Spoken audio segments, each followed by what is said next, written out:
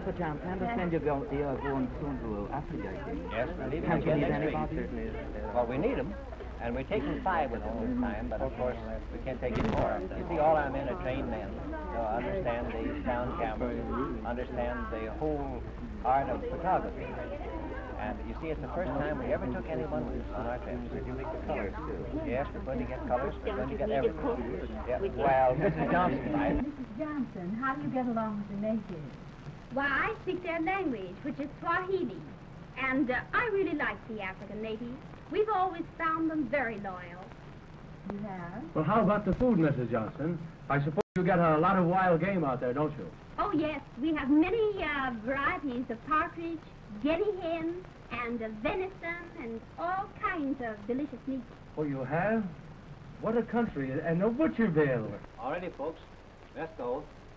Now, instead of trying to answer all your questions, we will take you to the world and attempt to show you what happened and explain as we go along. Now, if you'll just take your seats, don't get in front of the projector.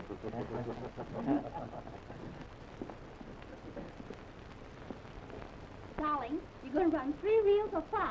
I'm going to run 9. Really? Yeah, I'm going to show all the South Seas and Africa, and show the lions. In Tanganyika? Yes. Oh, that's betcha. great. That'll be wonderful. Yeah, that's going to be fine. While many of our most thrilling experiences have happened in Africa, other unforgettable days were spent in the South Pacific Islands. They are beautiful islands, but in some of the groups, the savages are cannibalistic as they were thousands of years ago. And it may interest you to know that on the map, the South Pacific covers 1/7 of the entire Earth's surface. Now, we first met you, starting here at San Francisco, going to Hawaii, down to Samoa, and across to Sydney, Australia. Then we went up to the Solomon Islands. And here in the Solomons, at Tulagi, the seat of government, we were able to about 100 soldiers through the courtesy of the resident government officials. These soldiers went along with us as guards. It would have been suicide to go without such protection.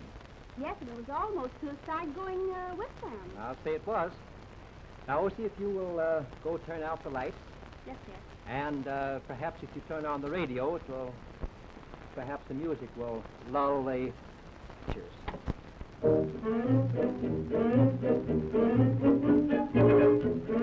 Here is a part of the standing army of the Solomons. We have just received word that our friend who trained these men was killed and eaten here only a few months ago. And we know of several other people who have been killed since then. I believe it will be at least 100 years before the Solomon Islands are entirely civilized, and perhaps not then. When we first arrived here, O.C. naturally just coming out of civilization, didn't think very much of these savages. Of course, I had seen them before, and I knew what to expect. I knew that they were cannibals, and I knew that they were headhunters. At the same time, I had sort of a feeling of, well, I wouldn't say respect, but sometimes I like the people, because they really are just a bunch of children. They're childlike, and really happy at times, although, of course, they are as cannibalistic as any people in the world.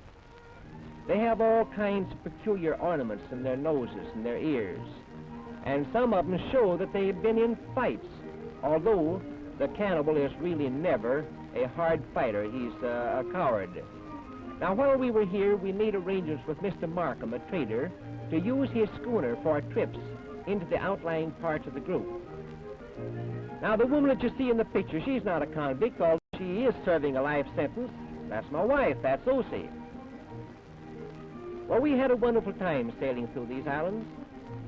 After about 200 miles from Tulagi, we came to a small group that is known as Langa Lagoon.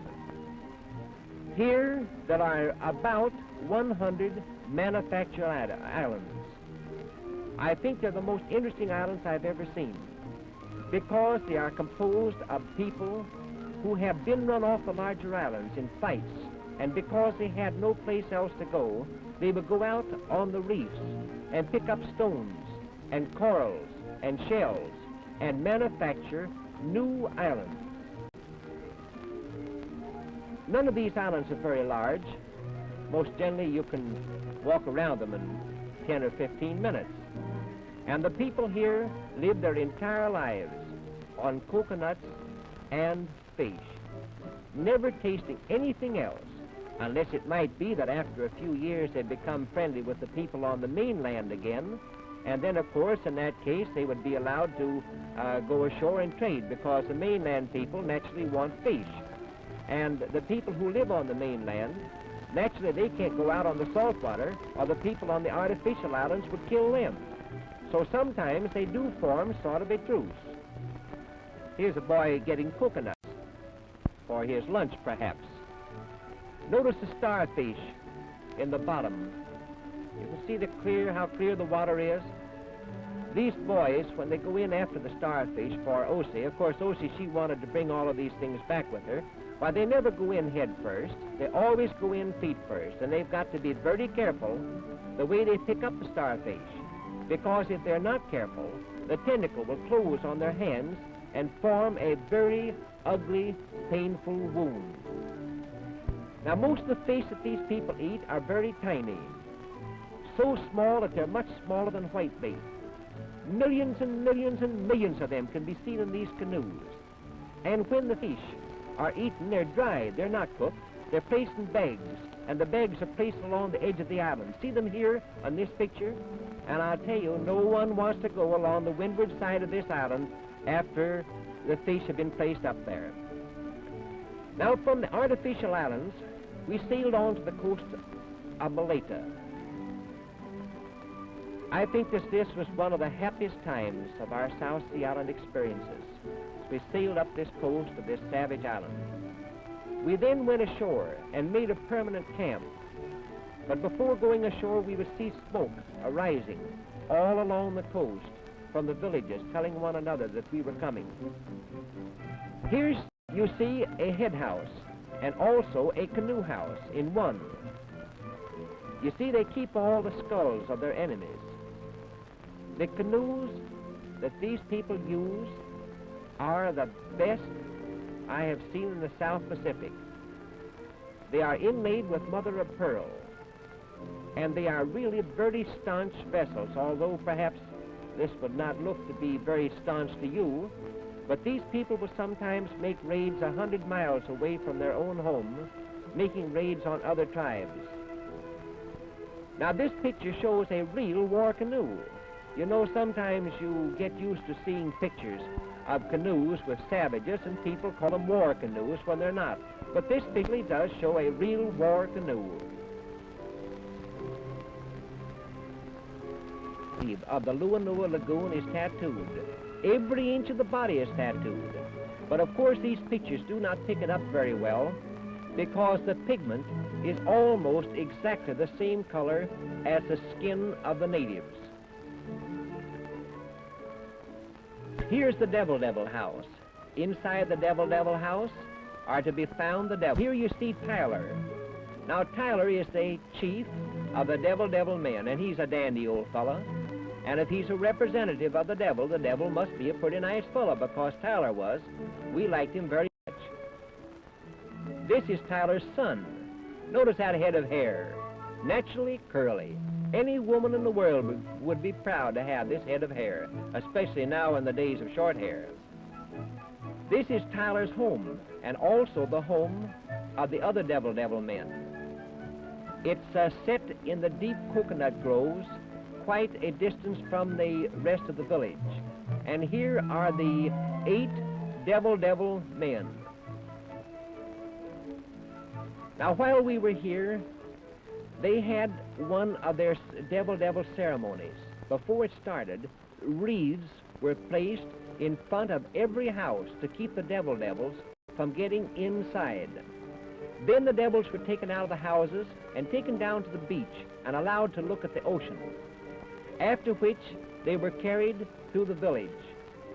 I don't know the exact purpose of this, but I think probably it was sort of a tour of inspection. It's interesting to note that there's not a piece of wood on any of these islands as large as the Devils.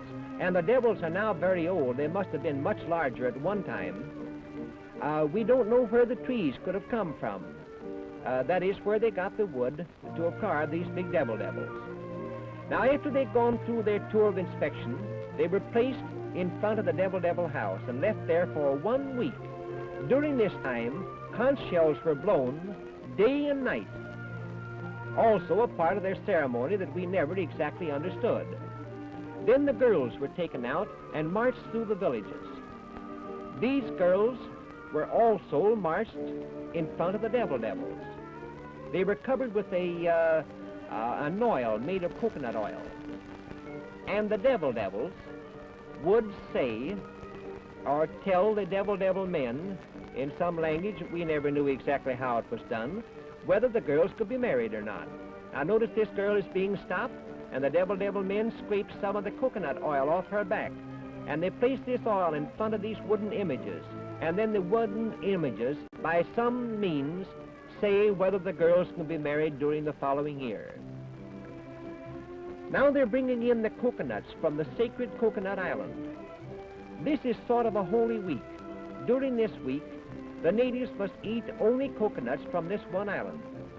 The coconuts are piled up on the beach and counted, and then allotted to the different families who take them back to their houses.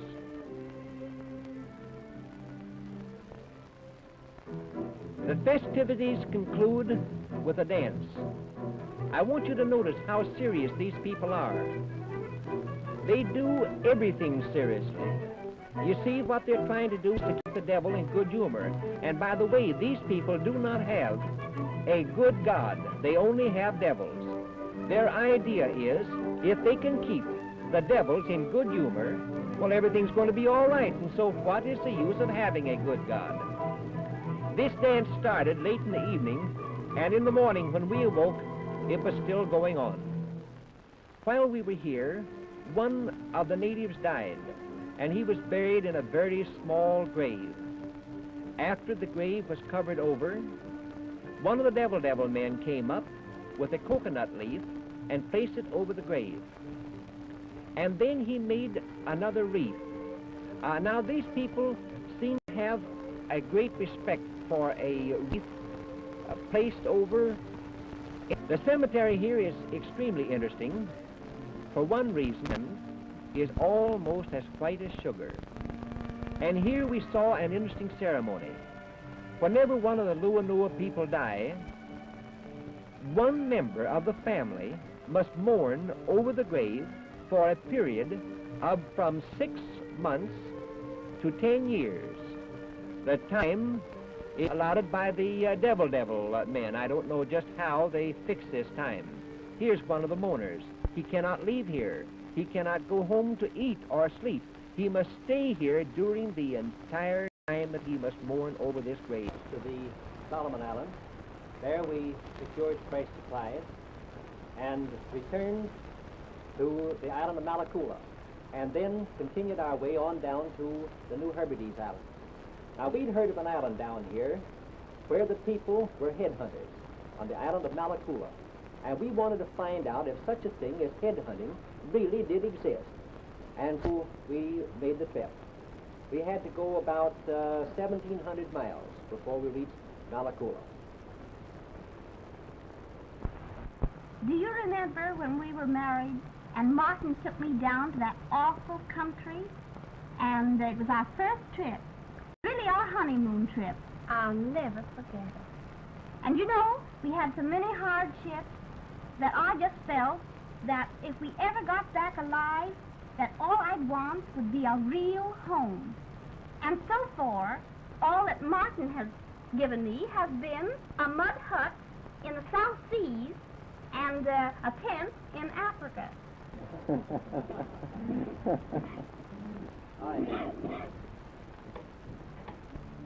O.C. and I agreed that our South Sea Island sailing was among the happiest days of our life. Just to sail along day by day without any worries of any kind, Oh, it was wonderful. Sometimes we did run into storms. During these times, we would have to lash Osie to the deck so that she would not be washed overboard. Then we would sail up along the little islands and see the natives along the shore. Sometimes small boats would put out to us. Then after several weeks, we landed on the small island of Bow in the New Hebrides, a little island only 2.5 miles across. Here the people were just as cannibalistic and savage as any place in the South Seas. But we were safe because they knew that if they harmed us, that the British man-of-war could get to them. They resented our presence here, but of course it didn't make any difference. We did as we pleased. Now, during the time that we were here, we saw a very interesting ceremony, also one that we did not like to see, but it was so interesting that we photographed it. We saw on 3 different occasions when they buried their old men alive. When men reach the age of 80 or 90, they are placed in the hole. The ground is placed over their bodies, and they are actually buried alive with men dancing inside the grave. It takes 2 days and 2 nights for this ceremony to be completed. Now here you see the savage island of Malakula off in the distance, just 3 miles away. We heard of a chief here, Chief Negapat, who was one of the most interesting types in the South Seas, and we wanted to see him, although we had been warned not to land on this big island. We secured a small whaleboat and a crew of 6 savages from our small island of Bow. What a fine crew to go out with. Yes, I'll admit that they were not a very fine-looking crew, but they really were good sailors. Here we'll give you an idea of our route to the Big Numbers country. You see our small island of Bow. Then you will notice where we landed to secure our guides. Then we went on around in Big Numbers country and landed there. And you will notice our route on back into the hills. Here are our 3 guides that we picked up for this trip. We afterwards found that they were very treacherous. Now, in order to give you an idea of the things that happened to us afterwards, I would like to show you some of the jungle of this country. It's so dense that it's almost impossible for anyone to go inland unless they follow a trail. And by watching this picture closely, it will give you an idea of what Osie and I had to go through the night that we were captured by the headhunters. Now, we landed several places along this coast.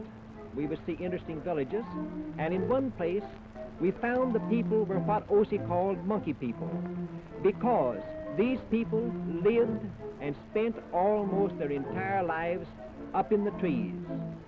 They had no villages and no gardens of any kind. They simply climbed like monkeys. Notice the toes on this man, caused by climbing these trees. You see, the savages living all around this small tribe were continually at war, and they had destroyed the houses and destroyed the gardens of these people, perhaps centuries ago. And so now the poor people did not have enough courage to build houses again. This boy is eating clay. Of course, these people have periods of famine when they cannot get enough food, and so they try to fill up their stomachs with this clay. It will digest all right, but naturally it don't taste very good. As we would go along this island, we would see natives watching us, and sometimes we would land and talk with them. All of them had old Snider rifles. Some of them were marked Tower of London, 1854. They were traded to them by the unscrupulous traders. Of course, it's against the law, but they were traded to them, and every time one of those guns was shot, it meant the death of a white man. Weren't you frightened, Mrs. Johnson? Yes, I was, but I didn't dare let them know it. Of course, we did have some sort of protection. The boys who were still in our boat had their guns trained on these savages. And when we went back into the interior short ways, our boys were still guarding us. Now, this old man, who was perhaps 90, knew he was about to die, and he was praying before his own private devil. The poor old fellow was frightened when I tried to make pictures of him. He didn't know what was happening. He probably thought we were going to shoot him. Now, here's the inside of a head house. Notice up along the rafters the dried human heads. And you will notice some figures inside, mummified figures. We estimated that there were over 150 of the dried human heads in this one particular head house. Now, here is the keeper of this head house. We persuaded him to take some of his images and dried heads outside so that we could photograph them better. These images are skeletons over which has been placed clay and then dried.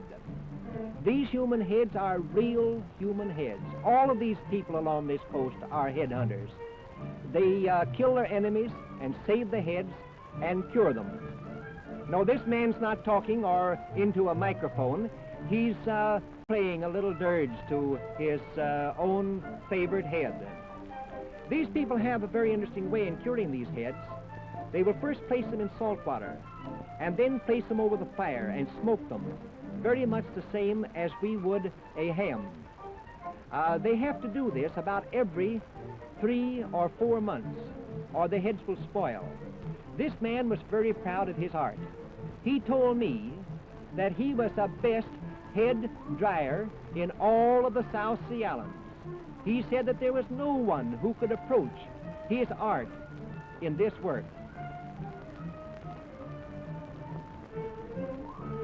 The head that this man is now drying was really quite fresh when we first saw it. This man brought me several human heads, wanting me to buy them. But I didn't like their looks, and so I bought none of them. Then it's taken off, and it leaves the head of the child very long. Mrs. Johnson didn't like this job, but I wanted to show the baby from different angles in order to get an idea of just how long they bind these heads. Now, I'm going to show them anyway. As a matter of fact, they haven't any intelligence to start with.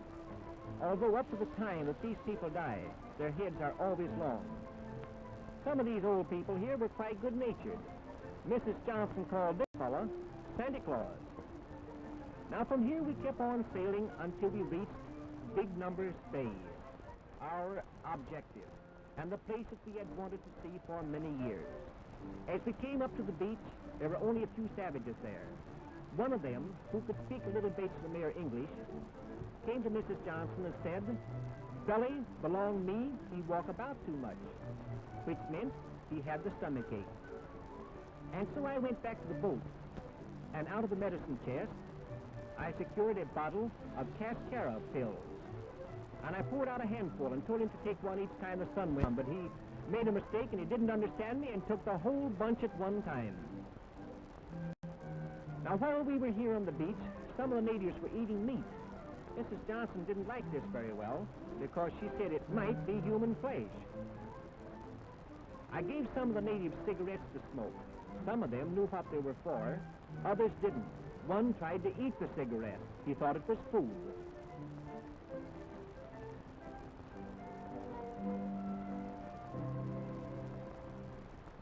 Then we received word that Negapat, their chief, was coming down to see us.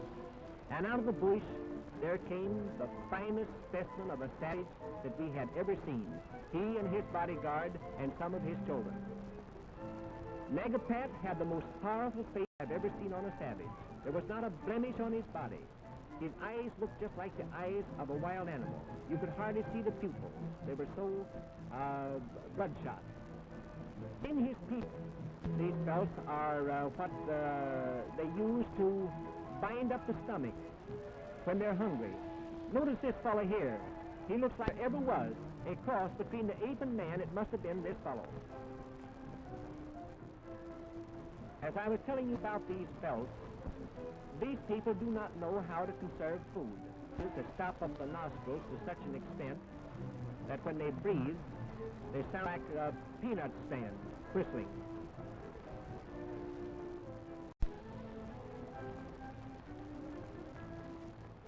Now, we decided to give these people a picture show. In fact, we had brought along with us a complete electrical equipment, and a projector.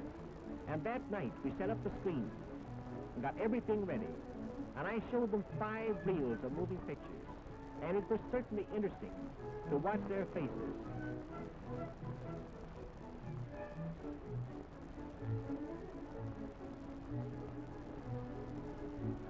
You know, I told you Martin took me down to this awful country on our honeymoon.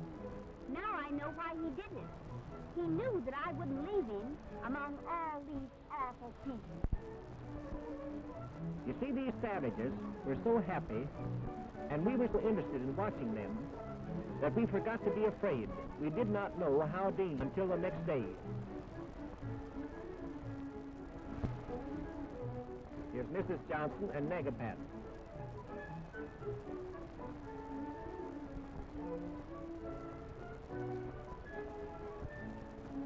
Next morning, they went up to the screen and tried to find out what had become of the picture that they'd taken before.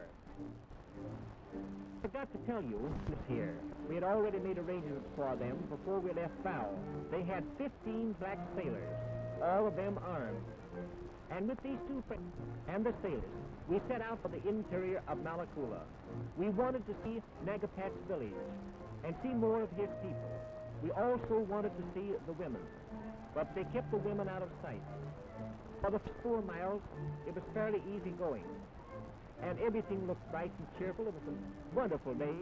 Birds were singing out in the trees, and really there was nothing to be afraid of until we commenced to see skulls all over the trail. And then we commenced to get a little back, and I thought when I saw these faces, hundreds of them peeking at us from out a hill. Finally, one of the natives to make a peculiar loud cry. He called Negapat, and when Negapat appeared, he stood there staring at us. His people stood there, cheerful, happy, bunch of people that we had showed the pictures to the night before. I don't mind telling you that both Osie and I were frightened. One of them came up to me and commenced to feel my arm. Probably he wanted to find out if I would be good to eat. At least that's the way it seemed to me at that time. Then Negapat gave some orders while watching us, and we were taken back just a short distance to his village. Here, we wanted to run. We wanted to get away. We were so frightened we hardly knew what we were doing, because there were thousands of people here by this time. Way back in the bush, we could see these cruel faces watching us. The people commenced to dance, and they beat on their devils. They made so much noise, we could not understand the words that they were saying. But all of the time, the people were watching us, and all the time, I was making pictures. I was trying my best to keep from looking as though I was afraid. And of course, all the time I wanted to get away. Negapat and his chiefs stood around and made remarks that we could not understand. But we felt that these remarks were about us. And the other people stood around talking among each other, but always turning their faces towards us. Then Negapat and his chiefs got up, and they commenced to do a dance. And then all the people joined in the dance. And all of the time, they were watching us. They had supercilious laughs on their faces. And we knew that we were in for trouble. And we were just figuring what we might do, how we might get away from here. I packed up...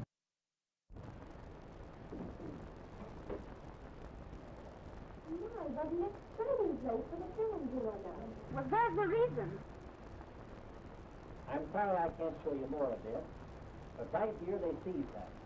And while one group dragged me and the traders off into the hills in one direction, Negapat and another group dragged Osie off another trail until I lost track of her. I had revolvers in my hip pocket, but I did not dare use them. We were so greatly outnumbered. But I had just about decided to make a break for it and shoot my way to Osie when I heard those savages speak the first word of English that I had heard. It was man of war. They released me, and I made a dash to find Osie, whom I located off on a nearby trail, frightened and with a dislocated wrist. We looked down to the water far below, and there saw the government post. We learned afterwards that the governor, Mr. King, hearing that we were on Malakula, became worried and started out to find us. The sight of his post was probably the only thing in the world to frighten these terrible people. A year or two before, in order to quell an uprising which was armed, had killed these people in the hills, shelled their villages, and killed a great many of them. Very short, the cannibals fled.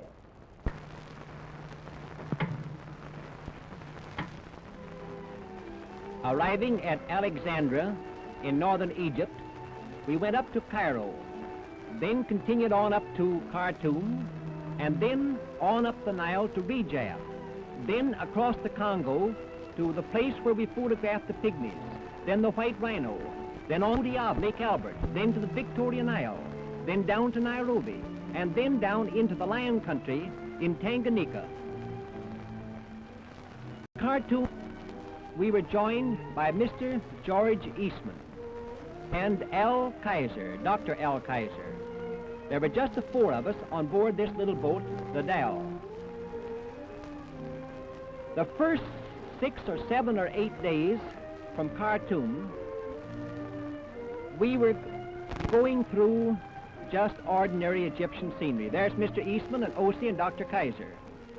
And then we came into the Sud country. This Sud is nothing but a mass of papyrus and tiger grass. Hundreds of thousands of square miles of nothing but this grass. There's no animals here and very few birds and no natives. It might interest you to know that scientists have now discovered a means of making a spirit from this swamp grass that will take the place of gasoline when gasoline is all gone.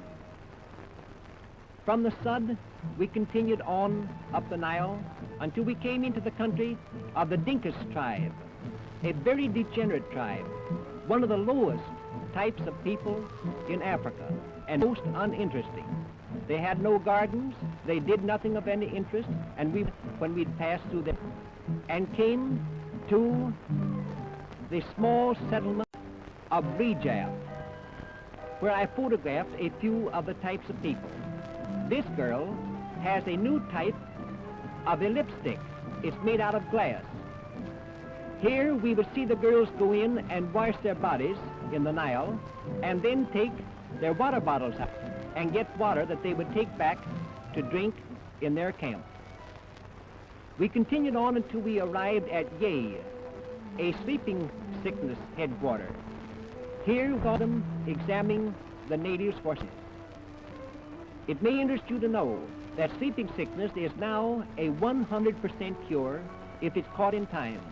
This man is a victim of sleeping sickness in its advanced stage.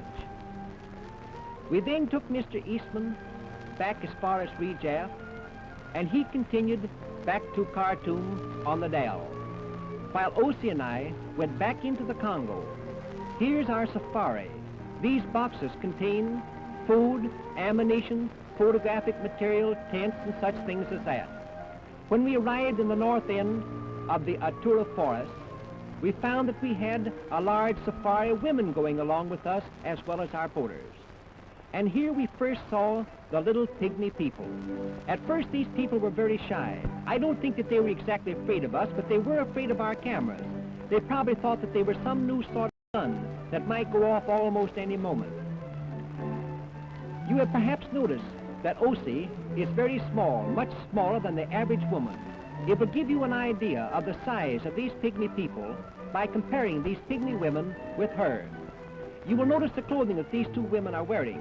Well, that's not their clothing at all. It belongs to me.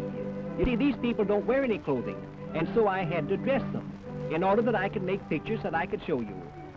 Now, this picture of me and two full-grown pygmy men will perhaps give you a better idea of their size.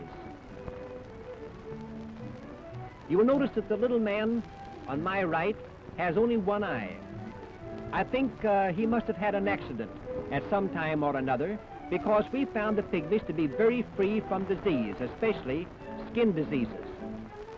Here it takes two of them to reach to the top of my Graflex camera, while I have to lean over, stoop over, in order to look down into the ground glass.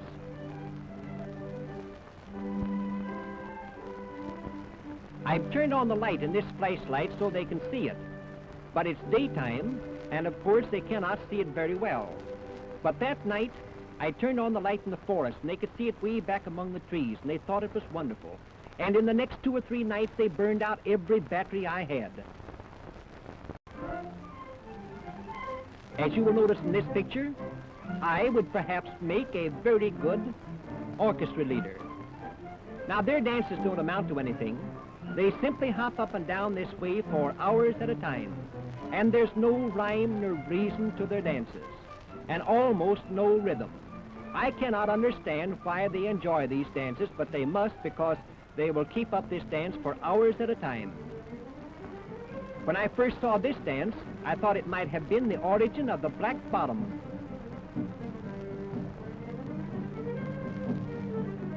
Mrs. Johnson is showing them the first mirror that they have ever seen.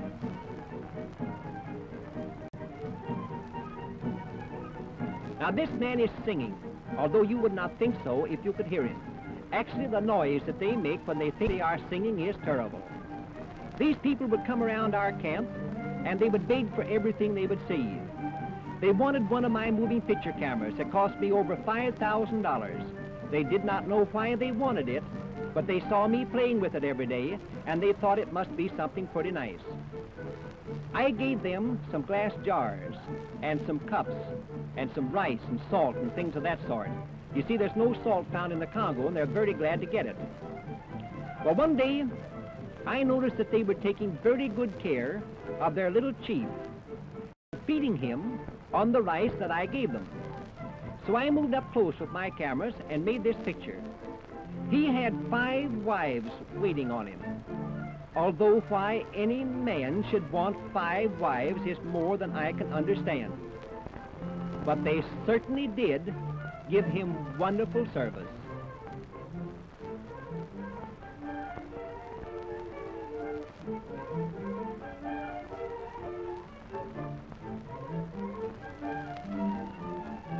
I know that I never get service like this at home. Well, Martin, there's a reason. You only have 1 wife. Yes, I suppose there's something in that.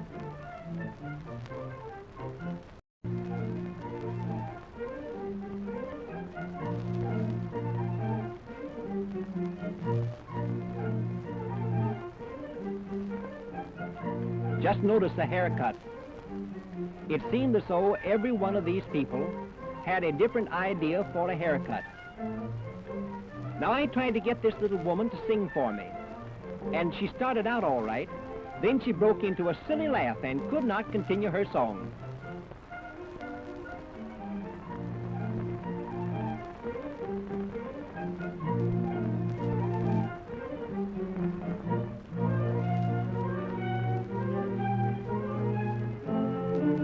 This little pygmy chief saw me smoking a cigar, and he wanted one. Well, I gave it to him, and he had a very hard time getting it lit. I am certain that he had never smoked before, and I am also certain that he will never smoke again. After he got it lit, he smoked for a few minutes, and then he commenced to get sick. Then he threw it away in disgust. Just notice how serious the two are in the picture. Notice these 2 lions playing with this wildebeest kill, just the same as 2 cats would with a mouse. These lions are in extra good condition. Now notice this fellow is carrying his wildebeest away. You see, he's not very hungry. And he does not want the jackals and hyenas and vultures to get it. And so he's taking the kill away so that he can feed on it whenever he feels hungrier than he does now. Now here's a fine family, 4 fine, big females, lioness, and 2 fine males. They start away, and I tell Osie to make an animal sound so as to stop them and so that they will look around and into the camera. Yes, and they make the zebra call, and it sounds like this.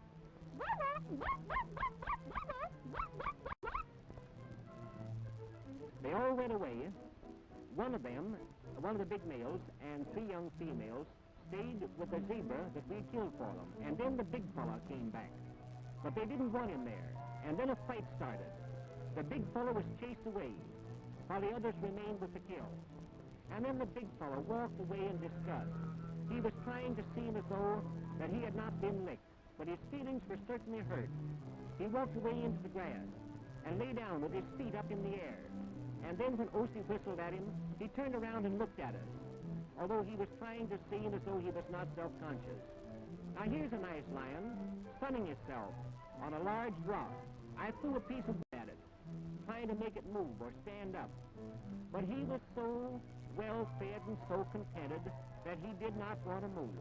He seems as though he's panting.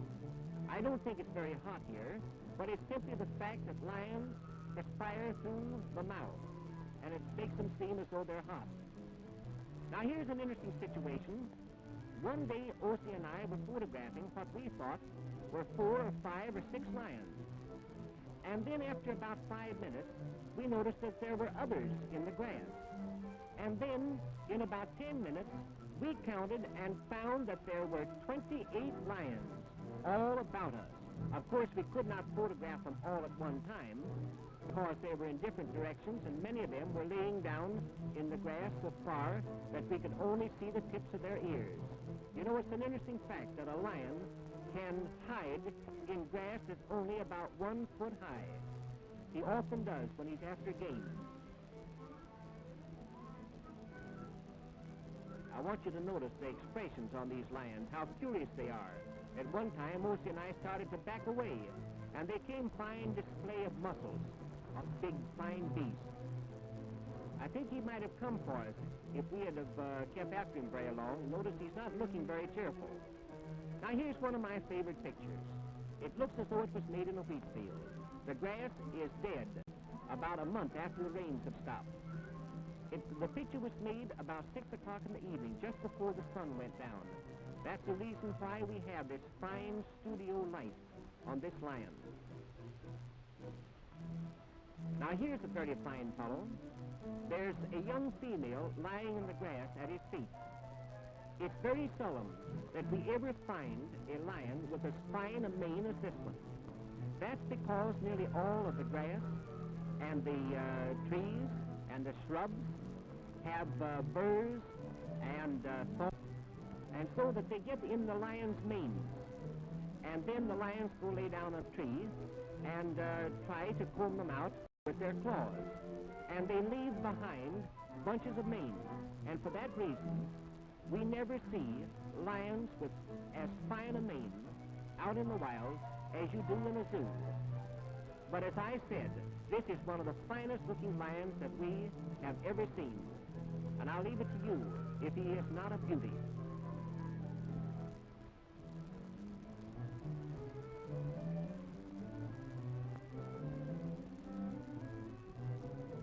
I placed some pepper in a topi kill one day, and the lions came up and started to sneeze while they were feeding.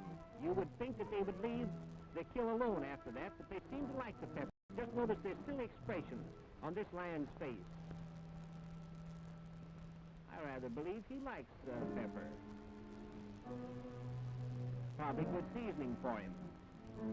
Now someday when Ossie and I feel that we have enough courage, we're going to get up close to lions and get some very close-up pictures. But of course that's not true. Here are 4 very fine, healthy lions that object to us being so close to them while they are feeding. And so they try to drag their zebra off into the bush. I just wish you again would notice the play of muscles on these fine big fellows. Always when the vultures smell a kill, they hover around in the sky until the lion goes away. And then they swoop down on the kill. Sometimes they feed until they can scarcely move. They're so full. And then in a few minutes come the hyena. We don't like the hyena because he's a slinking, sly, absolute disgusting animal. The boys and I got so tired of Martin photographing all the lions in Africa, so one day Dick and I decided to have a golf game.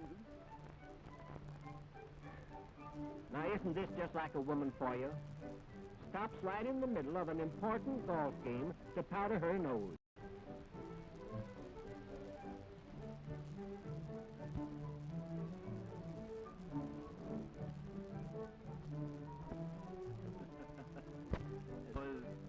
He was some caddy. What was the trouble with him, anyhow? Well, what's the trouble with yours? Oh, I think my caddy was sort of a high hat. Oh. He looked nice in that big silk hat of his, but he was the dumbest fellow I ever saw in all of our sea down there in Africa. He's a handsome fellow anyway. But he wouldn't keep his eye on the ball. I lost several of them there. Well, of course, he never saw a golf game before. He didn't know anything about it. There wasn't any need for water hazards down there in Africa on those golf courses.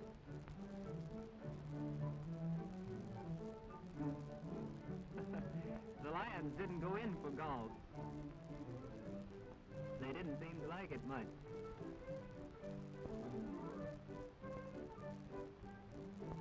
No, but the monkey ate it up. He did that. That was the end of the golf game.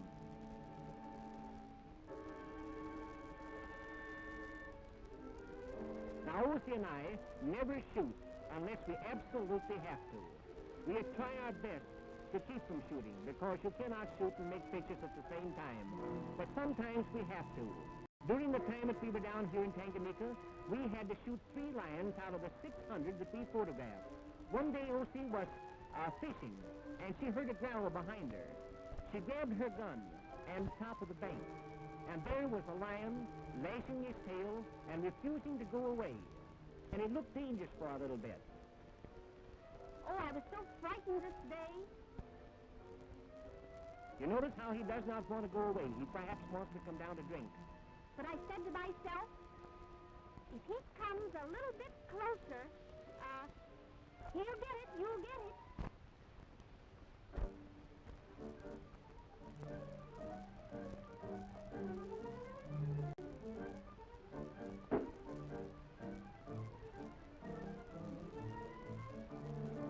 Oh, I was so happy. I didn't want to shoot, but as I had to, I was glad he was a fine, big lion.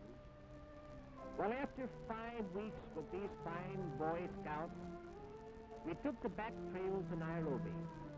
And then we placed the boys on the train and sent them back to America. Ossie and I followed a few weeks later. We were sorry to see them go. And after a event that the Boy Scouts